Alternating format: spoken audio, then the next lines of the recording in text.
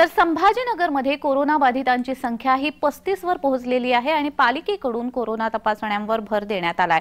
छत्रपती संभाजीनगर महापालिकेकडून कोरोना तपासण्यांवर भर देण्यात येतो आहे। रविवारी 8 बाधित रुग्ण आढळून आले। रुग्णांची संख्या ही 35 पर्यंत आता पोहोचलेली आहे। एका रुग्णावर रुग्णालयामध्ये उपचार सुरू आहे, तर उर्वरित सर्व रुग्ण हे घरीच क्वारंटाईन आहे। तर रविवारी आढळून आलेल्या रुग्णांमध्ये 4 महिला तर 4 पुरुषांचा समावेश आहे। संभाजीनगरमधील कोरोना बाधितांचा आकडा हा 35 वर जाऊन पोहोचलेला आहे। तर या संदर्भात अधिक माहिती देत आहेत आमचे प्रतिनिधी विजय चिडे। विजय, संभाजीनगरमध्ये कोरोनाचे जे रुग्ण आहेत त्यांची संख्या आता वाढते आहे, 35 पर्यंत जाऊन पोहोचलेली आहे। महानगरपालिका कशा दृष्टीने याकडे पाहते? नक्की ज्यांनी जर बघितलं तर छत्रपती संभाजीनगर शहरामध्ये जे आहे सध्या आता कोरोनाचे रुग्ण झपाट्याने वाढताना पाहायला मिळत आहे। आज देखील आता 8 रुग्ण जे आहे कोरोना पॉझिटिव्ह सापडले आणि त्यामध्ये जे नवीन कोरोना आले J1 याचे देखील 2 रुग्णांचा समावेश आहे। त्यामुळे आता प्रशासनाची चांगली तारांबळ उडल्याची पाहायला मिळत आहे।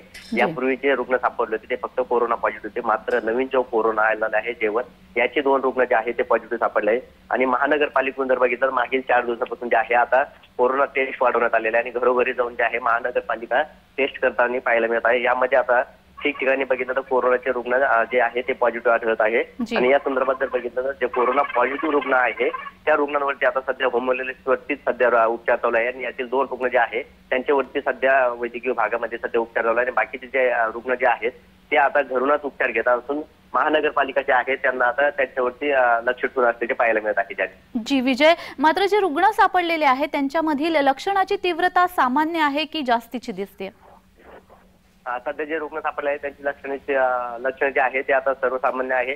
त्यामुळे आता सध्या ते घरीच उपचार घेत असल्याची माहिती जी आहे ती समोर आलेली आहे। यातील एकच रुग्ण जो आहे त्याला त्याची तब्येत खालवली आहे आणि त्यामुळे त्याच्यावरती सध्या आता वैद्यकीय विभागामध्ये उपचार सुरू असल्याची माहिती जी आहे ती समोर आलेली आहे। जी विजय, कोरोनाची लस घेण्याबाबत अनेक जणांनी टाळाटाळ केल्याचं आपल्याला माहितीच आहे, कारण त्याबाबत बऱ्याच अफवा देखील पसरल्या होत्या। कोरोनाची लस घेतल्यामुळे पुढे काही जाऊन आजारपण येतंय का अशी देखील शक्यता वर्तवली जात होती, त्यामुळे बऱ्याच प्रमाणात लोकांनी टाळाटाळ केली होती। तर हे जी कोरोनाची लागण झालेले रुग्ण आहेत हे त्या टाळाटाळ केलेल्या रुग्णांमधील आहे की लस घेऊन सुद्धा कोरोनाची पुन्हा लागण होतीये?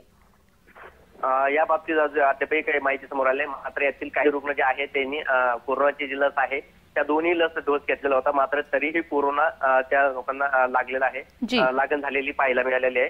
त्यामुळे आता नेमकी लसीचा काही उद्भव झाला की नाही झाला हे पाहणं आता महत्वाचं आहे, कारण आरोग्य विभाग जे आहे याचे नागरिक आता पॉझिटिव्ह आलेले आहेत त्यांचे आता त्यांनी पूर्वी कोरोनाच्या त्या लसीकरण केलं की नाही केलं हे सध्या पाहत असल्याची माहिती समोर आलेली आहे। जी विजय, तुमच्याकडून आम्हाला पुढच्या देखील बातमीसाठी माहिती अपेक्षित आहे, तुम्ही आमच्याशी असंच जोडलेले राहा।